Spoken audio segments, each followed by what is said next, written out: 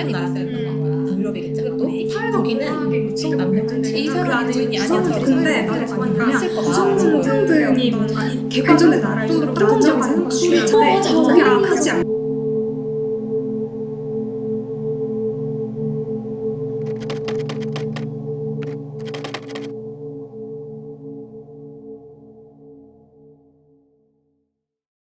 어땠어?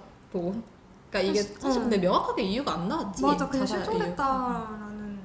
이 친구가 학업 스트레스 때문에 만약에 정말 그런 거면 어떤 거 같아? 우리나라 약간 교육 시스템? 교육? 사실 나는 완전 잔인하다 생각해.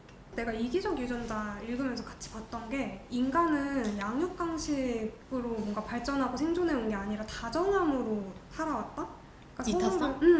어쨌든 우리가 공동체를 이루고 그 안에서 살아가는 데 있어서 이타성이나 약자에 대한 배려 이런 게 되게 중요하다 생각하는데 사실 교육은 그걸 짓밟는 걸 지금 지향하는 거잖아. 왜냐면 계속 1등 해야 되고 남보다 더 잘해야 되고 그렇지. 사실 이 시스템 안에서 내가 그렇게 생각하고 싶지 않아도 나는 이 경쟁을 부추기고 경쟁을 견디는 게 당연하다 그게 성장이다라고 생각하는 것 자체가 사실 특히나 10몇 살짜리 애들이 견디기 너무 큰 중압감이라고 생각해. 그리고 뭔가 우리나라는 다 남보다 잘해야 된다는 게 너무 심해서 그러면은 뭔가 내 관심이 타인한테로 가잖아.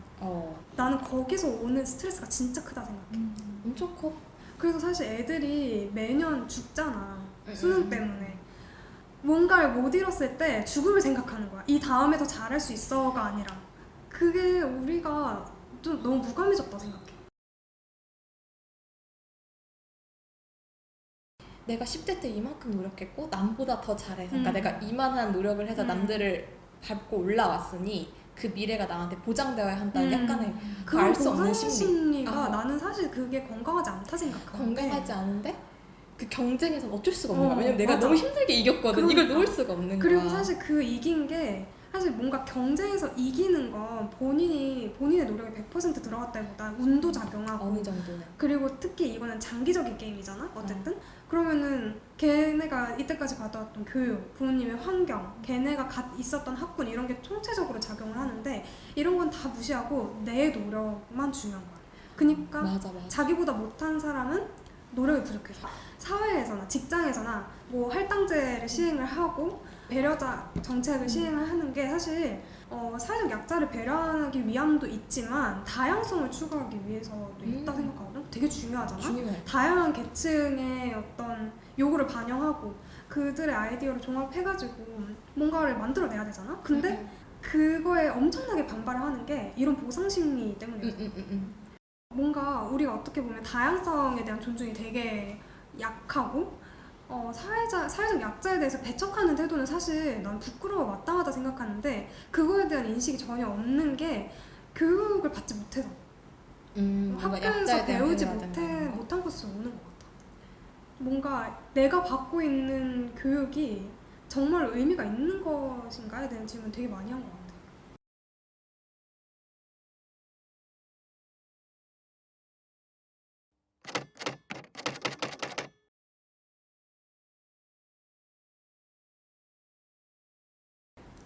어떤 한 사람이 자기가 등교를 할 때 커피를 사간대. 근데 이제 거기서 노인분을 고용을 하는 거야. 이 노인분이 만드는 커피가 맨날 얼음량도 다르고 음료량도 다르고 이래가지고 맛이 자꾸 제각각이고 그리고 늘 자기가 쿠폰을 쓰는데 기프티콘을 결제를 하시는 방법을 몰라가지고 늘 5분이면 끝날 일을 계속 10분 동안 기다리고 있어야 한다는 거야. 그래서 본인이 컴플레인을 넣었대. 이 사람이 노인이 아니었더라도 나는 컴플레인을 제공했을 거다라는 거였거든. 근데 사실 나는 이거 딱 듣자마자 생각한 게 노인이어서 생기는 어떤 문제에 대한 컴플레인이잖아. 그럼 결국 이 사람이 원하는 건 노인을 고용하지 말자가 되는 거잖아. 자기는 그런 의도가 아니었다 하더라도 뭐라 해야 될까? 우리가 지금 노인과 공존해야 되는 걸 해야 하는 시점에 그거에 대해서 아주 일말의 포용성도 보여주지 않는 건 나는 좀 부정적으로 생각해. 그러니까 내 생각인데 어떤 사회에서 만약에 노인에 대한 공존을 해야 한다라는 걸 잘 배웠다면 컴플레인을 하지 않고 본인이 한 5분 정도 일찍 오진 않았을까? 맞아. 근데 좀 놀라웠던 게 그 댓글들이 다 하나같이 너무 당연한 얘기 아니냐는 거야. 이건 손님이 드려야 되는 서비스라는 거지. 그 서비스에 대해서 불평을 하는 건 그 사람 그 대상이 노인이든 아니든 상관이 없다. 이 문제에서 정말 중요한 건 그 사람이 노인이라는 것과 하나밖에 없어. 맞아. 노인이기 때문에 우리가 더 인내하고 기다렸어야 되는 거야. 근데 내가 또 이 생각을 하면서 내가 한편으로 약간 고민을 했던 게 사회적 약자에 대한 배려는 오히려 사회적 약자를 너무 규정 지어버리지 않나? 그러니까 이 사람들한테 약간 낙인을 찍지 않을까라는 생각을 솔직히 조금 했어. 맞아. 그러니까 예를 들어서 우리가 그래서 이 사람들을 배려한다고 뭔가 더 오래 기다린다고 이렇게 한다고 해. 그럼 이들은 진정 사회적 약자에서 약자가 아니게 될 수 있을까라는 거지. 우리가 약자임을 인식하고 그들을 더 배려할 때마다 그들은 더더욱 약자가 되는 거 아니냐는 거야. 이게 진짜 뭐랄까 논쟁이 되는 포인트인 게 사회적 약자라는 게 아예 그런 규정한다는 어떤 단어 자체가 사라져야 된다는 거야. 그러니까 그치? 우리가 일상생활에서 배려는 개개인에 대한 배려를 해야 되지 사회적 약자를 규정해놓고 이 사람들은 뭔가 배려를 해줘야 돼 라는 인식이나 어떤 명명 자체가 사라져야 된다 라고 주장하는 걸 봤는데 나는 또 거기에 좀 반대하는 게 그걸 그렇게 부르지 않는다고 해서 또 사회적 약자가 아닌 게 아니거든. 사회적 약자라는 건 존재를 하잖아. 우리가 할 수 있는 건 일상적인 배려고 또 그거랑 별개로 그 약자들이 정말 사회적 약자에서 벗어나기 위한 제도적인 측면? 그건 이제 사회가 해줘야 되는 거라 생각해. 왜냐면 사회적 약자는 사회가 존재하기 때문에 사회가 규정하는 정상성이라는 범위 밖에 있는 사람들이잖아. 그러니까 사회가 없으면 사회적 약자도 없는 거야. 이 사람들한테 네가 스스로 사회적 약자라는 처지에서 벗어나려는 노력도 필요해 라고 얘기도 할 필요는 있지만 사실 그런 노력까지 사회가 도와줘야 되는 거지.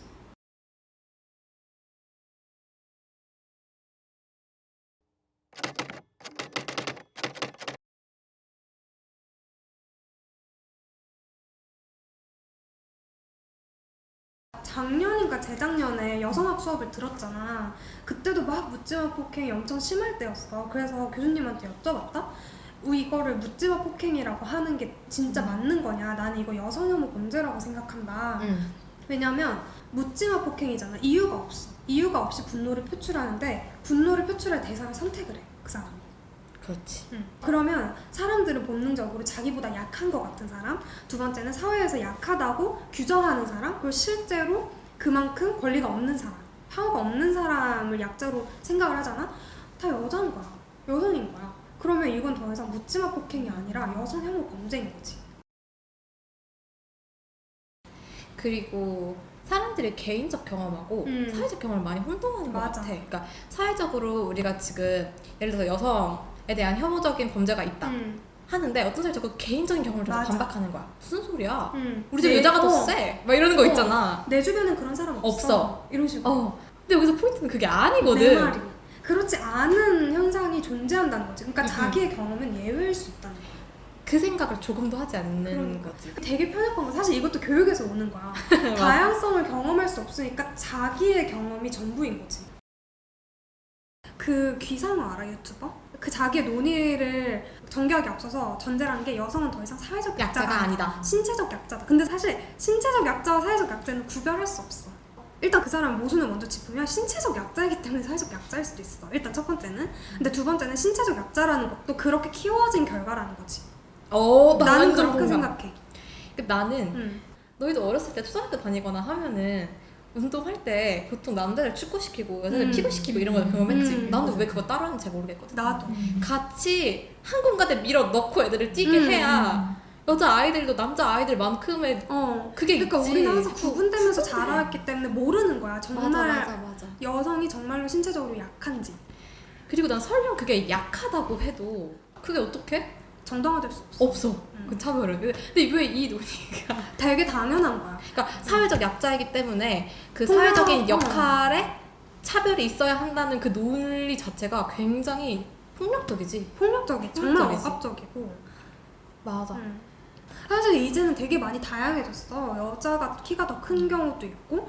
내가 이거 비슷한 연구를 봤거든? 어떤 선진국이라고 표현이 될지 모르겠는데 정확히 표현하면 평등의식이 굉장히 높은 나라들이었던 것 같아. 북유럽이겠지 아마도. 거기는 보통 남녀 간의 체격차가 그렇게 크지 않아. 맞아. 근데 나도 뭐 봤냐면 성평등이 뭔가 발전된 나라일수록 남녀 간의 목소리 차이가 크지 않아. 맞아. 거기가 약간 북유럽적이었던 것 같아. 둘 다 남자는 평균에 비해서 높고 여자는 평균에 비해서 낮은 거야. 버틀로도 얘기했지만 사실 신체라는 건 젠더의 산물이라는 거야. 우리가 어떻게 취급이 되고 어떻게 양육이 되어 왔는지 중학교 갈 때부터 교복 입는데 여자애들은 치마가 디폴트고 남자애들은 바지를 입잖아. 사실 근데 여자애들의 블라우스나 치마 이런 게 신체 활동을 급격히 제한해. 그럼 우리는 그걸 모르는 상태에서 입잖아. 그니까 그 옷 안에 갇히는 거야, 나의 활동. 그리고 내가 생각할 수 있는 범위까지도. 맞아. 그냥 편한 둘 다 그냥 편한 맞아. 옷으로 바꾸면 안 되나? 왜 굳이 그 남녀 간의 차이가 있어야 하는 건지 그러니까. 모르겠고. 그리고 나는 요새 애들이 거의 체육복 형태로 많이 교복이 바뀌잖아. 그거 정말 바람직하다고 생각해. 그럼 결국에는 이런 문제를 해결할 때 가장 좋은 건 그 젠더 다양성을 맞아. 굉장히 늘리는 방법이 제일 좋지 않아? 그럼 여기, 사람이 자기를 어떤 특정 성별로 프레임할 필요가 없어.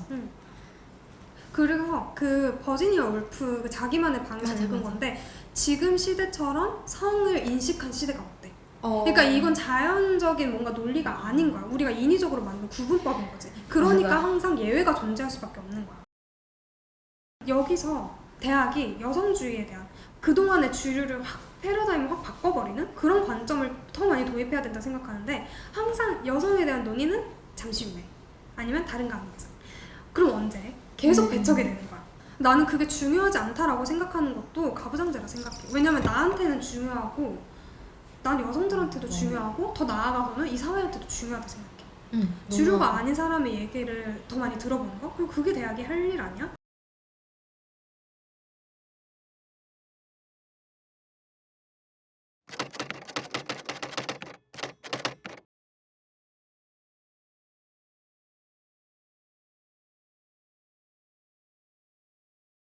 우리나라에 불교가 들어온 게 중국이 크게 나누면 한족이 있고 그다음에 유목 민족들이 있잖아, 소수 민족들이. 그럼 우리나라에 들어온 불교는 사실 한족 불교가 아니라 북방에서 들어오는 게 훨씬 많대. 그러니까 그 정도로 우리나라 자체가 사실 긴 역사로 봤을 때에는 중국 한족보다는 중국의 그 외의 소수 민족이나 아니면 다른 서양 쪽에 영향을 받는 게 훨씬 많다는 거야. 실제 우리 신라나 고려시대 보면은 무역학이 굉장히 발전했잖아. 그러니까 어떻게 보면 우리나라 사람들의 가장 큰 그러니까 민족성이라는 게 있다면 오히려 개방성에 더 가까웠을 거라는 거야. 우리나라 사람들 그 옛날 역사 보면은 외국 사람들 들어서 산 경우도 굉장히 많았고 교류를 많이 하다 보니까 다양성에 대한 기본적인 인식이 굉장히 좋았을 건데 학생들이 우리나라의 민족성을 그런 편애성과 어떤 성리학적 질서로만 너무 이렇게 한정한다는 거지. 근데 사실 우리나라의 민족성은 그보다 훨씬 복잡하고 다양하다는 거야. 오히려 그 과거를 보면 다양성에 훨씬 더 관용적인 그런 기질을 가지고 있었을 수도 있다. 나는 근데 이게 굉장히 좋은 포인트라고 생각을 했던 게 역사 교육을 할 때 이 부분을 어떻게든 강조를 하면 다양성을 받아들이는데 조금 그러니까 왜냐면 정체성이나 자기가 생각하는 의도치 않아도 민족성에 대한 생각은 어느 정도 자기를 규정하는 데 영향을 미치는 것 같아. 맞아. 그런데 이제 만약에 역사 교육을 할 때 우리나라는 이런 관용성이 있는 민족이었어 라고 하면 사람들을 아이들 특히 아이들은 생각할 때 좀 바뀌지 않을까? 그러니까 사람들은 개방적이다를 문란하다라는 걸로 뭔가 등치시킨다 해야 되나? 나는 그 인식을 바꿔야 된다 생각해. 완전 정말. 완전 개방은 그냥 다양성에 대한 포용이야. 그러니까 내가 아닌 다른 사람도 나만큼의 존중을 받을 수 있다라는 인식을 다수가 진짜 가질 필요가 있어. 그러니까 사람들이 지금 뭐라 해야 될까? 살아가는 사회를 좀 그렇게 보고 있는 것 같아. 뭔가 일종의 약간. 재난 상태? 항상 극한에 몰려있고. 하지만 극한 상태, 그러니까 우리가 문명을 만든 이유는 그런 극한 상황에서 맞아, 최악을 치닫지 않기 위해서야 맞는데. 결국에는. 근데 그거잖아. 그러니까 갈등으로부터의 탈출. 맞아. 그러니까 뭔가 재산과 어떤 생존의 보장, 절대적인 보장이야. 그거는 진짜 사회에 살아가는 한 그런 위기에 처할 상황이 없어야 돼. 그러니까 사회가 탄생한 거고 사회는 그런 사람들을 구제하기 위해서 가장 먼저 노력해야 되는 거야. 그렇지. 근데 좀 나는 이런 시절에 관용이 필요하지 않아? 나도. 다양성을 늘리는 과정에서 제일 필요한 건 관용인 것 같아. 왜냐면 다양성 갑자기 훅 느는 게 아니야. 맞아, 좀 참을성이 있어야 돼. 일단 주류적 다수가 있다면 그 다수들이 포용하고 관용하고 일단은 본인들이 열어놔야 다양성이 맞아. 시작되는 거야. 그냥 갑자기 다양성이 뿅 하고 생기는 게 아니거든.